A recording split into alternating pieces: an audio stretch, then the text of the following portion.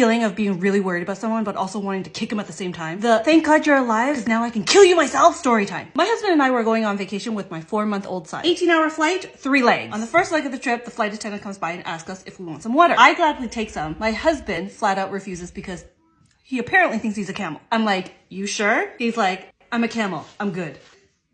We get off the flight to transfer to our 3rd leg of the trip. He goes, oh, I'm not feeling so good. I'm like, maybe you need to eat something. So we go look for some food. I put my baby in the stroller, who, by the way, has been a complete angel. Not a peep, which is super deceiving because now, as a toddler, he's a friggin' pterodactyl. But I digress. We find a place to eat and he sits down at the front of the store. I go and I buy the food and I turn around and ask him, do you want tomato? And I see his head just down like this. And I'm like, okay, maybe he's tired. It's been a long flight. Cool. I turn around to pay and immediately I hear this bleh!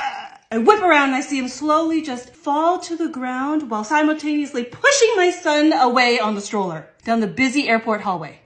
And I'm like, what do I do? Do I go after my son or do I attend to my husband? So of course I go after my son because, let's be honest, who's more important? So I go and I get him. I come back to my husband who's lying on the ground, just puke all over the side of his face, almost like convulsing on the ground. I am freaking the F out. I'm holding my baby, crying, just like, what's happening? I'm not the type of person that stays calm in these situations. I am not that person. Thankfully, someone at the restaurant called the paramedics at the airport. They come, they take off his shirt, put all that sticky stuff on him. They assess him and they say, sir, there's nothing wrong with you. You're fine. But I have to ask, did you have anything to drink? Like water. He goes, oh. And I'm like, oh. But inside, I'm like, I told you the F-so. So because the airline won't let us on the plane until he's medically cleared, he had to leave the terminal, go find a doctor, go get a doctor's note, and come back. All of this because he was dehydrated and thought he was camel. So PSA, don't be like my husband and drink your water while you're on your flight.